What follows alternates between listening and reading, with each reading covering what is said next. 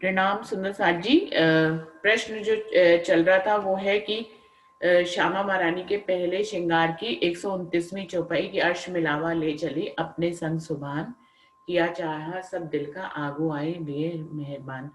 जिसपे सुंदर साथ ने बहुत अच्छे सुंदर भाव प्रस्तुत किए। मेरे भी मन में इसमें एक बात आ रही थी दिल में, वो मैं आप सबसे शेयर करना चाह रही थी कि परम धाम से इस खेल में, इस चौपाई को मैं ऐसे घटा रही हूँ कि अर्श मिलावा ले चले श्यामा महारानी धनी देवचंद जी के रूप में अपने मिलावे को लेकर इस धरती पर आए और किया चाहा सब दिल का। मूल मिलावे में जो हमने दिल में चाहना कर ली थी कि हम खेल देखना चाहते हैं, तो उस चाहना को हमने राजी महाराज ने हमारे पूरा किया और हमें इस खेल में भेजा और आगू आए लिए मेहरबान। और हमसे पहले आने से पहले राजी महाराज मोहम्मद साहब के रूप में आए और सारी गवाहियां लिखवाई। तो इस प्रकार से जहां हमें भेजते हैं वहां पर हमारी तैयारी के लिए दुल्हा जो है पहले से ही सारी कायनात को सजाते हैं और हम भूले ना बिसरे ना, इसके लिए उन्होंने सारी गवाहियां लिखाई, सारे इंतजाम किए हमारे लिए।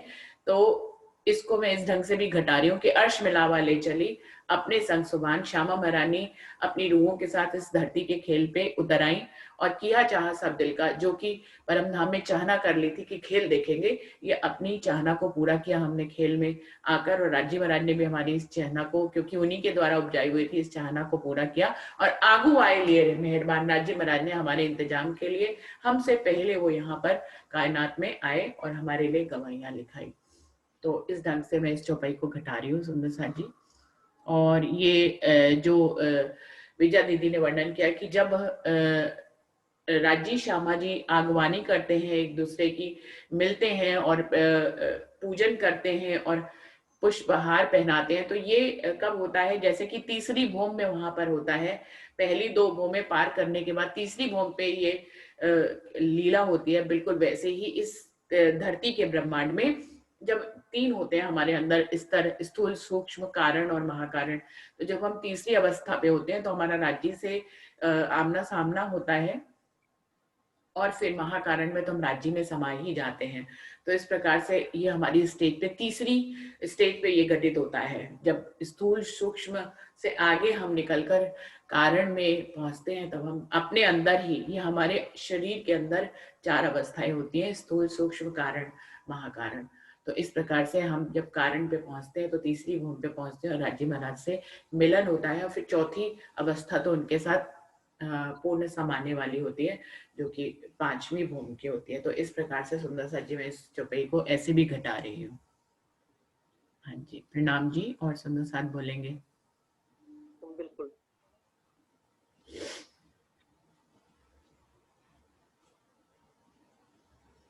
दीदी अगला प्रश्न पूछ लीजिए अब। ठीक है, ठीक इस है। चौपाई पे तो खुलासा हो ही गया ना सब तरह से, अर्श की तरफ से भी हो गया, फर्श की तरफ से भी हो गया। बहुत बहुत अच्छा। ये सागरों में ही किसी जगह मैंने एक चौपाई पढ़ी थी। ये है श्यामा महारानी के पहले श्रृंगार में नहीं है, लेकिन मैं एक प्रश्न मेरे मन में आ रहा है वो चौपाई के माध्यम से। असल नाम, असल 5 नाम रंग के, नीला पीला लाल श्वेत श्याम, एक एक रंग में कई रंग, क्यों कहे जाए बिना नाम। तो इस चौपाई में जो कहा गया है पहले चरण में, असल 5 नाम रंग के, परम धाम के 5 असल रंग कौन से हैं, जो बार बार श्रृंगार में भी, हर सागर के में जो राजीव का श्रृंगार, श्यामा महारानी का श्रृंगार, जो मूल मिलावे का वर्णन भी आता है, तो भी 5 रंगों के नाम हर जगह कहीं ना कहीं आते हैं। तो वो असल 5 रंग कौन कौन से हैं, सुंदर साथ जी बताइए।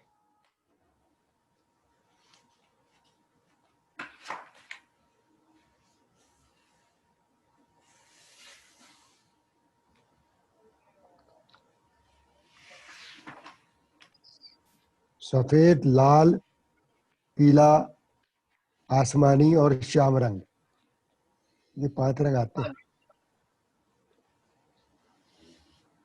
बिल्कुल ठीक। नीला पीला लाल सफेद और काला, श्याम रंग इसको कहते हैं। हाँ, ये पहले 5 सागरों में है।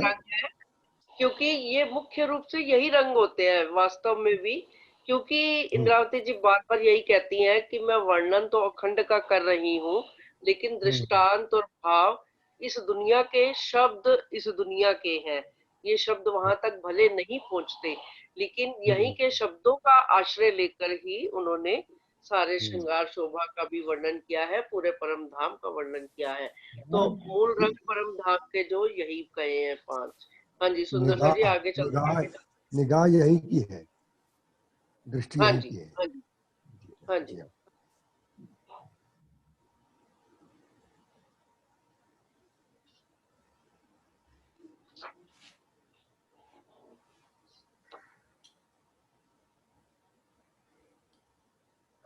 इसी प्रकरण की एक चौपाई है,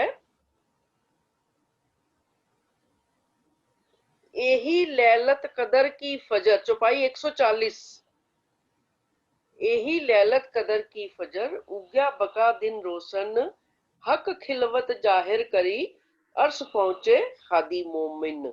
इस चौपाई का व्याख्या कीजिए, खुलासा कीजिए सुंदर सार जी।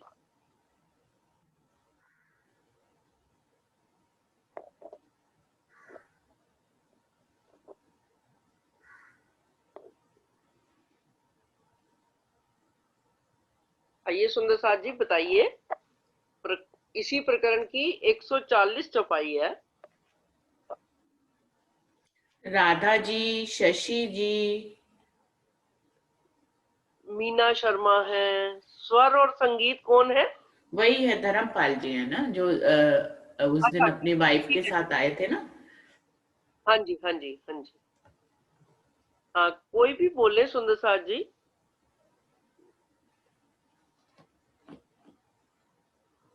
आज इंदू जी नहीं आई हुई। हाँ आज नहीं आई है, सुनीता सुनीता भी दीदी नहीं भी आई। नहीं है। हाँ जी, हाँ जी। प्रणाम। जी, प्रणाम जी। प्रणाम जी। एही लैलत कदर की फजर, उग्या बका दीन रोशन, हक खिलवत जाहिर करी, अर्श पहुंचे हादी मोमन। इस चौपाई में महामती जी ये कह रही हैं कि क्यामत के समय जो परम धाम का ज्ञान है, वही उसी को ही लैल कदर की रात्रि में कहा गया है, उजाला होना कहा गया है, जिससे दिन के उजाले के समान परम धाम का ज्ञान फैल जाएगा और परम धाम की खिलवत जाहिर होने से श्यामा जी ब्रह्म सृष्टियां चितवनी द्वारा यहाँ परम धाम का साक्षात्कार कर लेंगे। जैसे परम धाम में वो थी, वो वैसे ही यहाँ पे साक्षात्कार कर लेंगी ज्ञान आ जाने से। प्रणाम। और सुंदर सार जी, और बताइए, अपने अपने दिल के भाव सब बताइए। प्रणाम बहन जी। प्रणाम जी। प्रणाम। एही लैलत कदर की फजर उग्या वका रोशन, एही लैलत कदर की फजर उग्या बका दिन रोशन, हक खिलवत जाहिर करी, अर्श अर्श पहुंचे हादी मोमिन। परम धाम के ज्ञान का अवतरण ही लैलतुल कदर की रात्रि में उजाला होना कहा गया है, जिसमें दिन के उजाले के समान परम धाम का ज्ञान फैल जाएगा। इस समय परम धाम की खिलवत जाहिर होने से श्री श्यामा जी सहित ब्रह्म सृष्टियां चितवनी ध्यान के द्वारा यहीं बैठे बैठे परम धाम का इस प्रकार साक्षात्कार करेंगी जैसे परम धाम में ही हो। इतही बैठे घर जागे धाम, पूर्ण मनोरथ हुए सब काम। श्री महामती कहे हंस ताली दे, साथ उठा हंसता सुख ले। प्रणाम जी।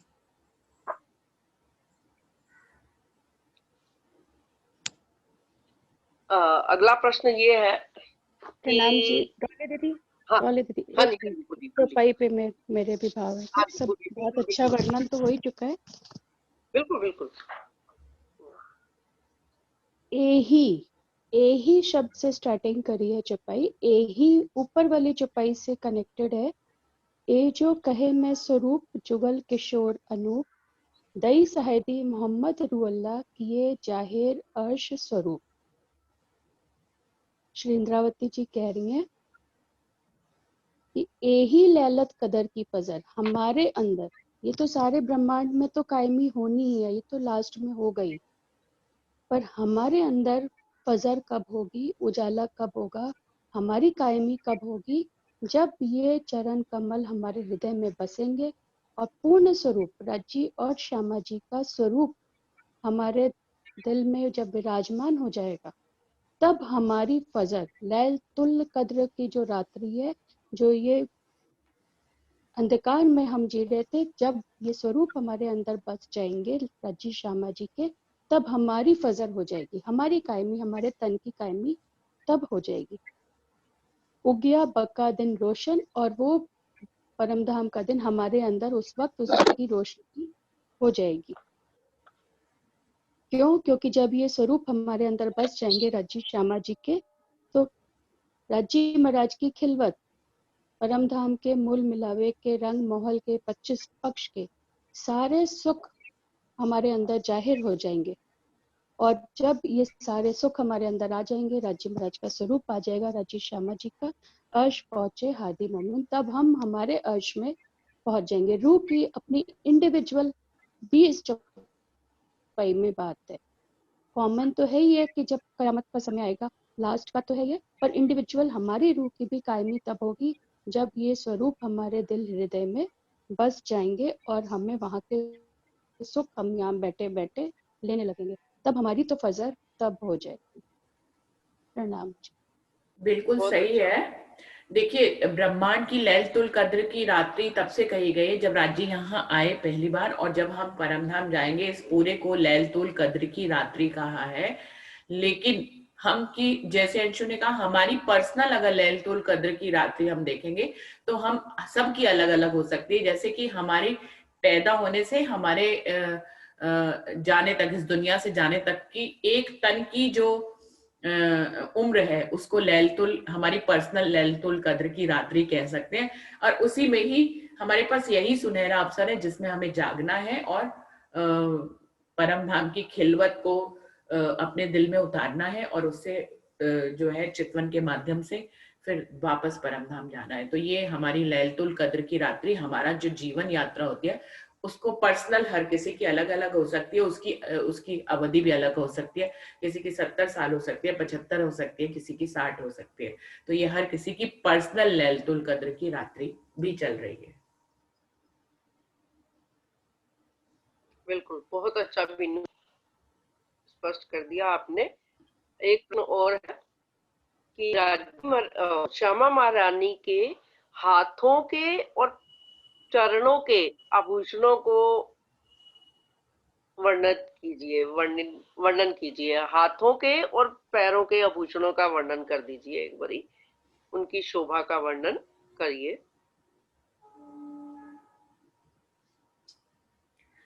राधा, कल आपने बहुत अच्छा वर्णन किया था, आज आप दोबारा से करें। कल राजी का वर्णन किया था, आज श्यामा जी का करें।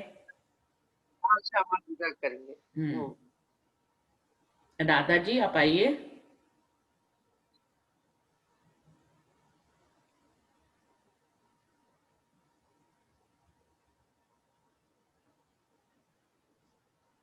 कोई और सुंदर साथ अपने दिल के भाव। हाँ जी, राधा जी आइए। हाँ जी, सुंदर साथ के चरणों में प्रेम प्रणाम जी। जी प्रणाम जी। मेरी गला थोड़ा सा आज साथ नहीं दे रहा है, इसलिए मैंने कल भी नहीं बोली थी।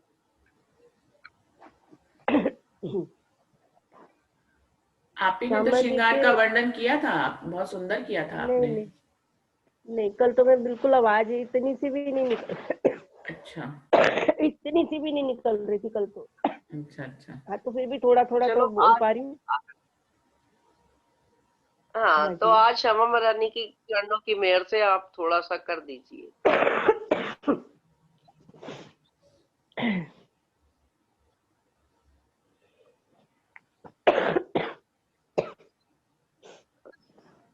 सॉरी सुंदर साथ जी, आज थोड़ा कल भी नहीं बोल पा रही थी नहीं, और आज चलो भी। ठीक हाँ जी, है, कोई और सुंदर साथ बोल। विजया दीदी हिंदी आई में हैं। बोलूं? हाँ जी बिल्कुल, आप बोलिए। राधा आप अपना श्री माइक। श्यामा जी हम्म। श्री श्यामा जी के दोनों चरण कमलों में चार चार आभूषण, झांझरी, घुंघरी, कांबी, कड़ी नगों से जड़े हुए शोभा देते हैं। झांझरी नीले पीले नगों की आई है, जिसमें मोती, माणिक, पन्ना के नग जड़े हैं।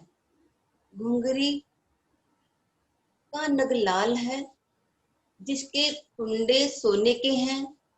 अरश के पांचों नगों की इसमें शोभा है तथा घुंघरी के कुंडों के बीच में पीपल के पत्ते जैसी शोभा आई है, जिनके फुम्मक जवेरों की किरणों जैसे जगमगाते हैं।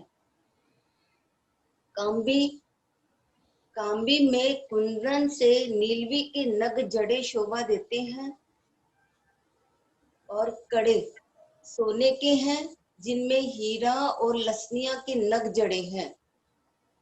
उंगलियों में बिछियां व अंगूठों में अनवट, जिसमें पन्ना, माणिक, मोती जड़े हैं।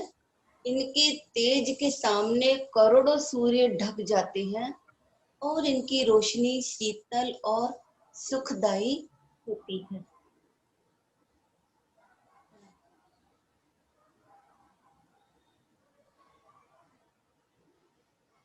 विजय दीदी, आपने चरणों के बताए, हाथों के भी बताइए, दोनों कहे थे।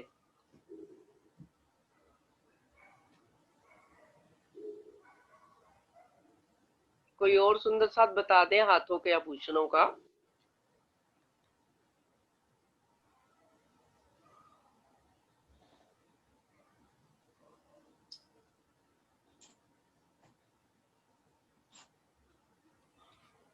विजया दीदी ने माइक तो ऑन कर रखा है। विजया दीदी बताएंगे हाथ के। अच्छा मैं जी बता। जी।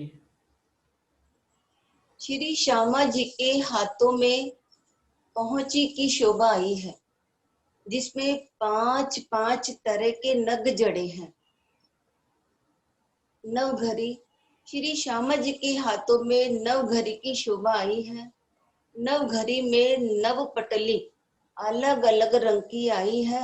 हर एक पटली में पांच पांच नग आए हैं। श्री श्यामा जी के हाथों की 10 अंगुलियों में 10 मुंदरियों की शोभा आई है।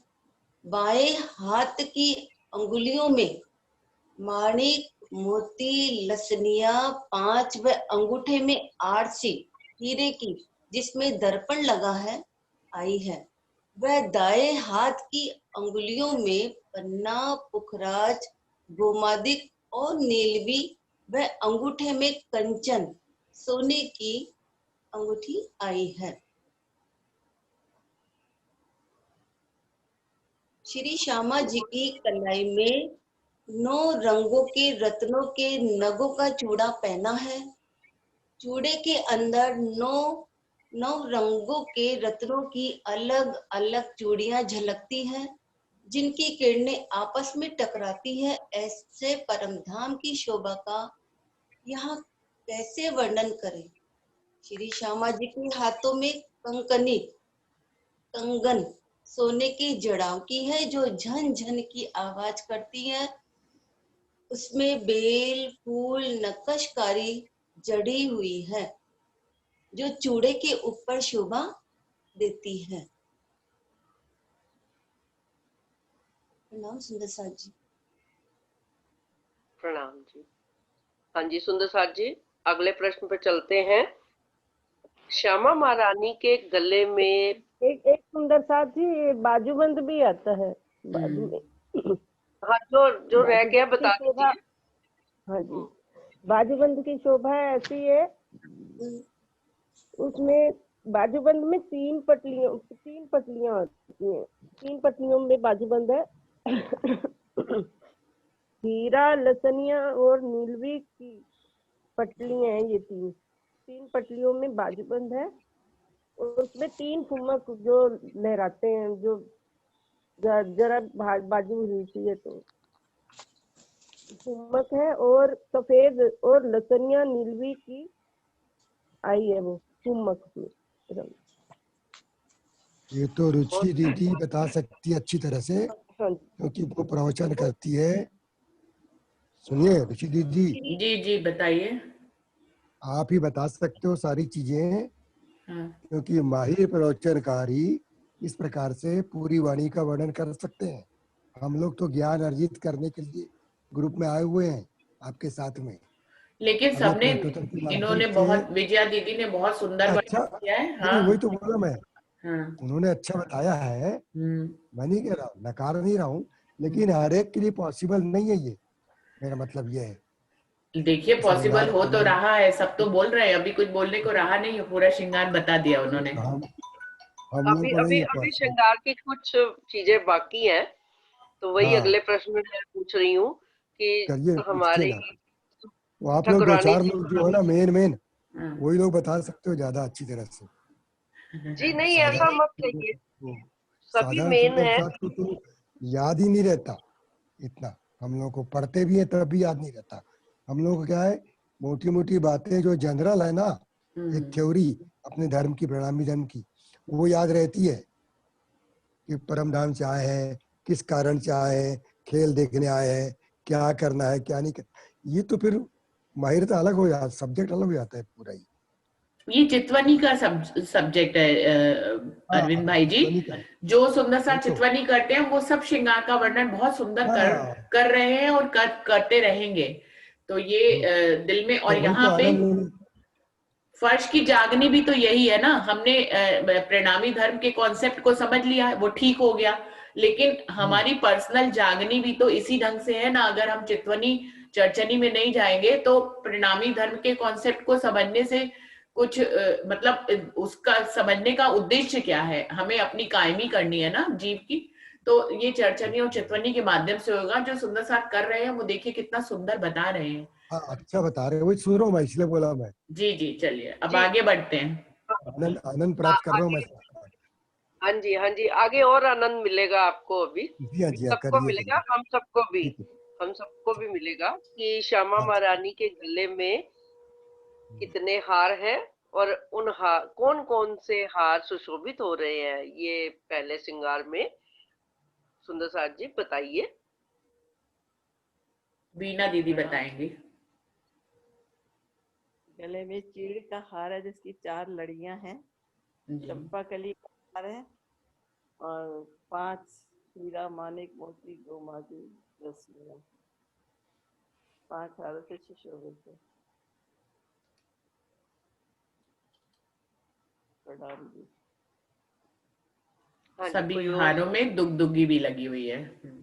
पैंडल है, दुगदुगी है। और सुंदर साथ कोई विस्तार से वर्णन करना चाहें हारों का?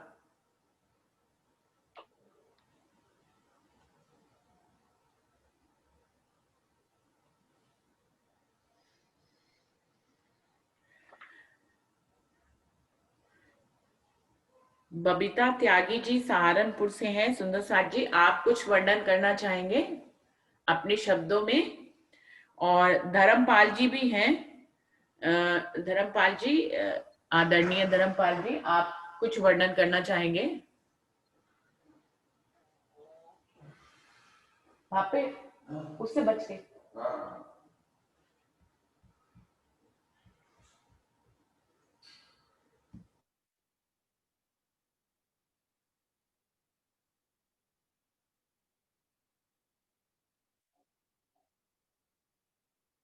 हाँ जी बोलिए सुंदर साथ जी, कौन बता रहा है?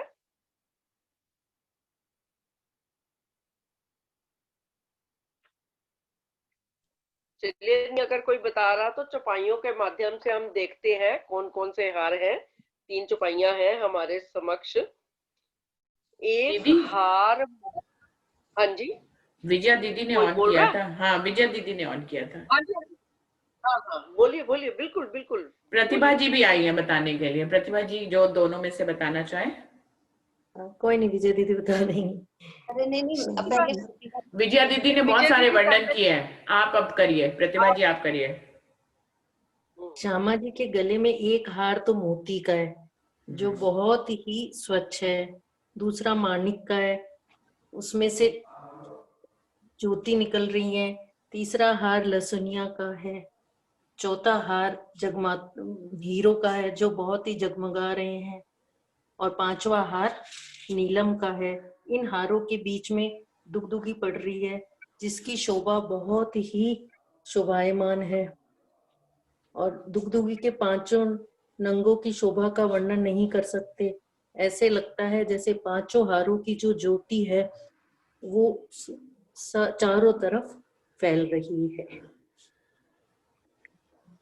और इसके हृदय श्यामा जी के चमकली का हार भी प्रणाम। आप पे सब जा रही है आवाज, चुप रहो।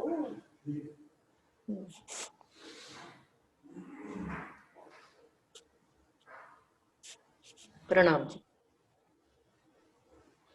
हाँ जी, बोलिए बोलिए, बोल रही थी आप प्रतिभा, बोलिए। जी मैंने बोल दिया पांचों हारों का अच्छा जी, वर्णन। नहीं हाँ 5 और इसमें 7 हार है ना इस श्रृंगार में, और भी तो 2 है अभी। पांचों हारों के ऊपर चंपकली का हार है, हाँ चंपकली जी, का हार है, और चमकली, फिर चीड़, 5 लड़ियों वाले चीड़ का भी हार है ना। कली के ऊपर 5 लड़ियों वाला चीड़ का हार है, इसकी लड़ियां कंठ तक आती हैं। प्रणाम जी, प्रणाम। हाँ जी, 7 हारों का वर्णन भी हो गया, बहुत अच्छा सुंदर साथ जी। अब आइए इस प्रकरण की अंतिम चौपाई की तरफ चलते हैं। श्री महामत कहे अपनी रूह को और रस रूहन इन सुख सागर में झीलते आओ अपने वतन। इस चौपाई को भाव अपने स्पष्ट कर दीजिए सुंदर साथ जी।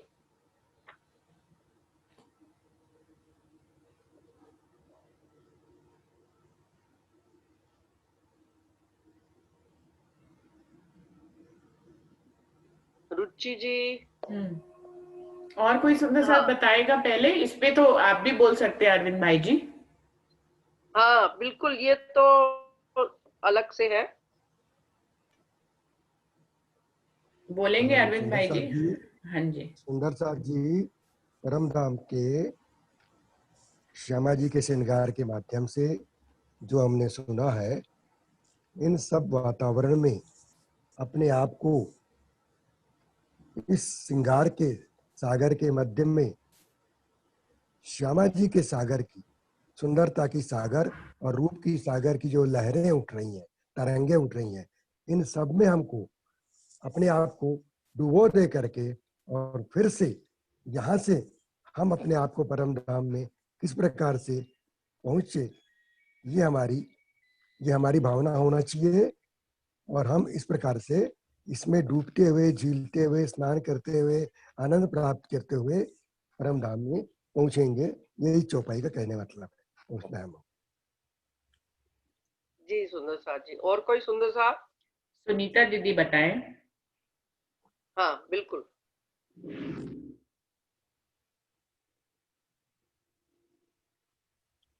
तो पाई पढ़ दीजिए एक बारी। हाँ जी हाँ जी, श्री महामत कहे अपनी रूह को और अरश रूहन इन सुख सागर में झीलते आओ अपने वतन।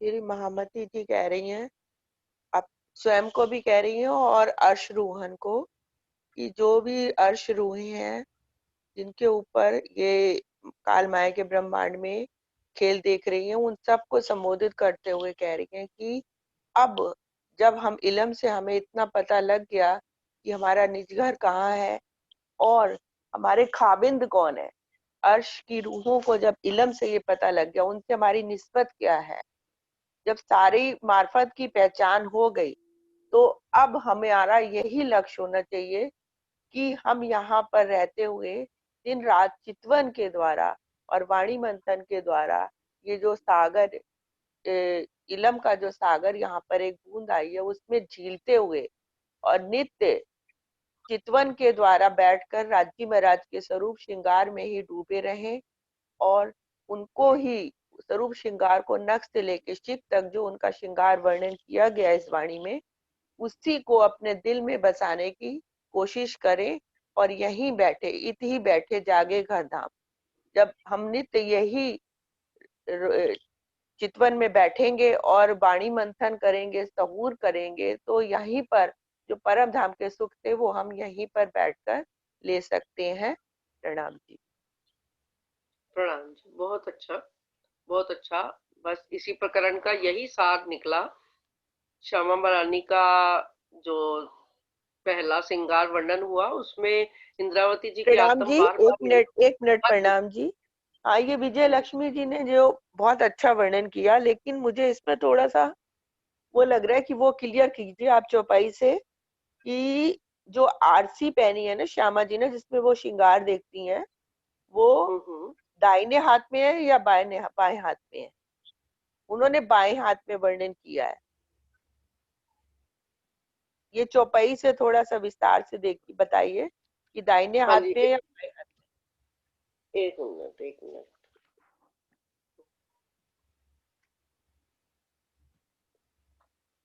सिर पर सुहेल,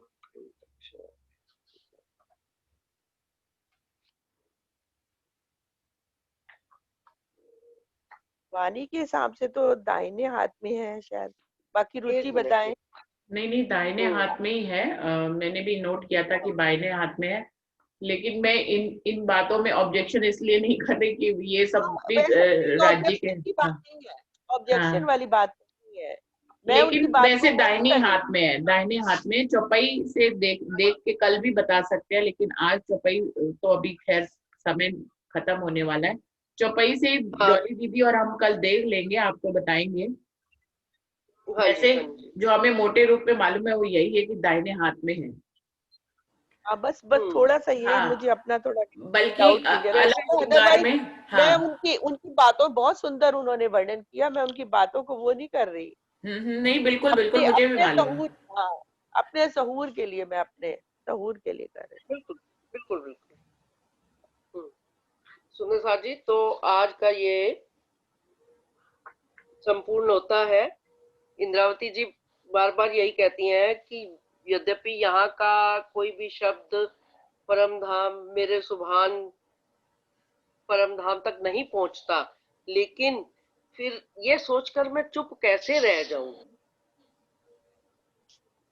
तो इसलिए मेरा दिल, मेरी जुबान, मेरे कान मुझे राज्य के बाईं तरफ यानी अपनी श्यामा महारानी, अपने हादी श्यामा महारानी के श्रृंगार का वर्णन करवाना चाहते हैं, ताकि हम सब ब्रह्मात्माएं भी उस स्वरूप को अपने हृदय में धारण करके परम धाम का आनंद ले सकते हैं। तो सुंदर साथ जी, आज का विषय तो पहला श्रृंगार तो संपूर्ण होता है। तो कल के लिए हमने जो 64 थम खिलवत का बेवरा है, अगला प्रकरण है, और दूसरा श्रृंगार राज्य का, ये दोनों प्रकरण हमने तैयार करके आने हैं। मूल मिलावे का वर्णन और श्री राज्य का दूसरा श्रृंगार वर्णन, उसी से प्रश्न पूछे जाएंगे और हम सब शऊर करेंगे, आपस में मिलकर विचार करेंगे। ठीक है रुचि? बिल्कुल। यहाँ पर मुझे चौपाइयां मिल गई हैं, मैं पढ़ रही हूँ चौपाइयों को सुंदर साथ जी कि 92 चौपाई से है। सुंदर साथ घर में भी पढ़ेंगे। 92 चौपाई से वर्णन है। 5 अंगुरियां पतली, जुदी जुदी पांचों जिनस, अर्स अंग की क्यों कहूं, उज्जवल लाल रंग रस, 8 रंग की नग की पहनी जो उंगरी, 8 रंग के नग की पहनी जो मुद्री, एक कंचन एक आरसी शोभित 10 उंगली। उन्होंने की 8 उंगलियों में तो मुद्रियां पहनी है, लेकिन एक जो अंगूठे में, एक में कंचन सोने की अंगूठी पहनी और एक में आरसी पहनी है। इस प्रकार से 10 उंगलियां उनकी सुशोभित है। मानिक मोती लसनिया, 5 पाने पुखराज, गोमादिक और नीलवी 8 अंगुरी रही विजारी। 8 का अलग अलग वर्णन कर दिया। और फिर अब जो 2 अंगूठे का वर्णन कर रहे हैं वो कह रहे हैं, अंगूठे हीरे की आरसी दसवीं जड़ित अतिसार ए जो दर्पण माहे देखत अंबर नामाए झलकार, कि 10वीं जो हीरे की अंगूठी, हीरे की आरसी पहनी हुई है वो 10वीं है, और इसमें दर्पण के अंदर वो अपनी झलकार को देखती है। आगे फिर आ रहा है, नख निमूना देऊ हीरो पर सो में दिया ना जाए, एक नख जरे की जोत चले कई सूरज को ढंपाए। तो सुंदर साथ जी, इस श्रृंगार में जो मैंने देखा, अभी और ध्यान से कल देख लेंगे कि दाएं और बाएं ना लिखा ही नहीं है, लिखा ही नहीं हुआ, लिखा ही नहीं है। लिखा है अंगूठे हीरे की आरसी 10वीं जड़ित अतिसार, ये 10वीं अंगूठी में पहनी हुई है उन्होंने हीरे की आरसी, और इस दर्पण में ए जो दर्पण माहे देखत अंबर नमाए झलकार। अच्छा है आपने प्रश्न पूछ लिया, तो हम लोगों को ये क्लियर हो गया। जैसे कि विजया दीदी ने अपने भाव से उसको बाएं हाथ में वर्णन किया, ऐसे और सुंदर साहब के मैंने भाव सुने तो वो दाहिने हाथ में इसका वर्णन करते हैं। तो वो दाया और बाया जो वाणी में है, दाया बाया नहीं लिखा हुआ है, ये लिखा है नहीं जी लिखा है। जी देखिए बिल्कुल सुंदर लिखा साथ है। जी, इसमें मेरे को ऐसा लग रहा है कि दाहिने हाथ में होगा अंगूठा, क्योंकि श्यामा महारानी अपने आप को देखते हुए अपने प्रियतम राज्य को भी देखना चाहेगी साथ साथ उसमें। तो राज्य महाराज उनके दाहिने तरफ बैठे हुए हैं ना श्यामा महारानी के, इसलिए वो अपन दाहिना अंगूठा सोच कर चले इसको। हाँ जी, वो अपने आप ठीक को है, देख, वही कह रहे हैं ना, हाँ वही भाव वही है, लेकिन हाँ मतलब अगर बाएं में कहा जाए या दाएं में कोई फर्क नहीं है, लेकिन क्योंकि नहीं वाणी फर्क तो में नहीं। इसका अलग से नहीं कहा, ये सब सुंदर साथ को चितवनी में ध्यान में, क्योंकि सब सुंदर साथ लगे हुए हैं, जैसा जिसको अनुभव होता है वो बता देते हैं, हाँ ऐसा कोई। क्योंकि वो चाहेगी श्यामा जी की शाम को ही देखना चाहेगी ना बगल में, साथ बिल्कुल साथ अपने साथ साथ। तो और मतलब फिर दाहिने हाथ के अंगूठे में मैं सोच रहा हूँ ऐसा होना चाहिए। बिल्कुल, और ना दुनिया के हिसाब से दाहिना हाथ ज्यादा चलता है, तो इस हिसाब से दाहिने चलता हाथ है। में सुंदर साथ आरसी को अनुभव करते हैं चितवनी में। हाँ, और आज विजया सही। दीदी ने बाएं हाथ में बोला, तो इसका कोई इस वाले श्रृंगार में अभी तो मुझे प्रमाण नहीं दिखा कि उसमें दाया और बाया कुछ लिखा हो। हाँ, शायद अगले में कुछ हो, हाँ, तो उससे पता भी फिर चलेगा। इसको देख लेंगे। मतलब अपने को हाँ, सवेरे तो सुंदर साथ जी, स्वरूप सब लेके बैठना पड़ेगा, ऐसा लग रहा है मेरे को आप लोगों के साथ में। नहीं, हम लोग तो लेके ही बैठते हैं। और वही तो, लेके बैठते हैं तो। पूरी वाणी लेके बैठेगी अपनी, तब होगा, तब हाँ। समझ में आएगा कुछ, क्योंकि अच्छा वर्णन है तो ना, लिखा छोटी हुआ है छोटी पूरा बातों से वाणी कितने में। खुलासे हो रहे हैं, आप ये देखिए ना, छोटी छोटी बातों से। अभी तक यही हाँ, बात नहीं थी कि दाहिने में है कि बाएं में, तो वो सुनीता दीदी भाई ने क्वेश्चन चौपाई उठाए तो लिखी उससे नहीं पता तो लग मान गया। लो, हाँ अभी क्वेश्चन से पता ये लग गया कि दाहिना ये अंगूठा सुंदर कौन साथ सा है, जी, बायां अंगूठा कौन सा हाँ जी यही तो अंश। वाणी है। मंथन है ना, यही मंथन है, यही हाँ मंथन है, यही शहूर है। यानी अंशु, आप आपको कुछ हाँ जी, कह रही डूबना हैं? पड़ेगा पूरा हाँ वाणी में। जी, हाँ बोलिए अंशु।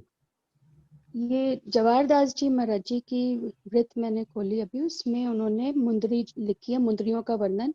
तो जी, बाएं हाथ में ही उन्होंने हीरे की आरसी लिखी है अच्छा अच्छा। और दाएं में उन्होंने कंचन की लिखी है। चलिए, तो अब ये मोहर लग गई जवाहरदास जी की उसमें कि उन्होंने बाएं हाथ में लिखी है, और अभी तक सुंदर साथ उसको दाहिने हाथ में समझ रहा था। दाहिने में हाँ।